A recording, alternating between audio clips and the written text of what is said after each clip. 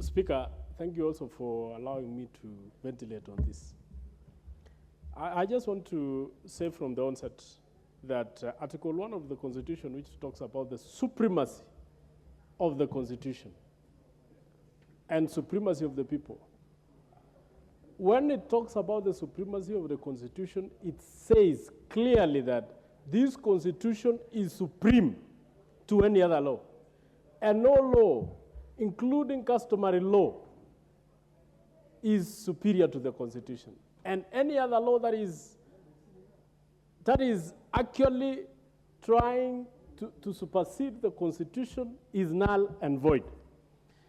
Mr. Speaker, when you talk about the customary law, it is the same as talking about any other law that is created in this house. We are the people who do the laws of this land. We amend the laws, we create the laws, but if that law goes against the Constitution of this country, Mr. Speaker, it is declared null and void. Same case with the laws which are made by the courts, whether it is a magistrate's court, whether it is a high court, whether it is the Supreme Court, whether it is a court of appeal. Whenever they pass any judgment, most of their judgments are deemed to be precedences, and they are used in courts or other courts as a law. So, Mr. Speaker, the ruling by the Supreme Court, whichever way it was, has gone against the Constitution, Article 11.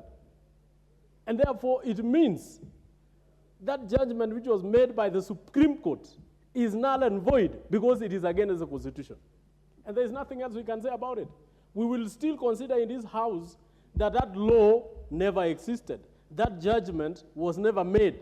We just consider it as if there was nothing done. As if the Supreme Court judges, if there was 6, if there was 7, they sat in vain. Whatever the decision they made in that particular judgment, it was done in vain. Because Article 11 is very clear. No same-sex marriage is allowed in this country. No same-sex relationship is allowed in this country. No same-sex penetration is allowed in this country, Mr. Speaker. And therefore, when these particular courts declare or presume to be making a declaration that they are making a judgment, they are giving a ruling that we allow these people to have a relationship, we allow these people to look at one another, we allow these people to have some association. Mr. Speaker, that is going contrary to the Constitution. And therefore, Mr. Speaker, I would want to say, just like what my senior said, do we need to tell these judges to revoke? Do we need to create what we call review?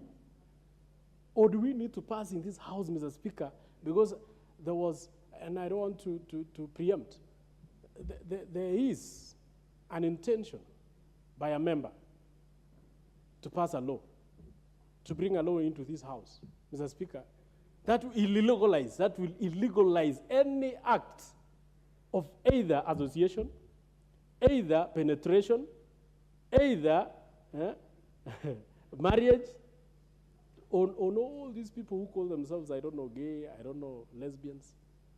Mr. Speaker, I think we will pass that law with Godspeed. And it will be now upon the courts to make a decision whether that passage of that law or whether that law is against the Constitution. We are waiting for that time. We are really waiting, Mr. Speaker. And I don't know if some of these decisions are based on whatever these people want to give to our country. Some of us may not want to be beggars. Some of us may not want to sell our birthright. Some of us may not want to exchange our humanity with money. We want to tell the Supreme Court, read the Constitution, Article 11, same-sex marriage is illegal, same-sex association is illegal, same-sex penetration, Mr. Speaker, is illegal. I thank you very much.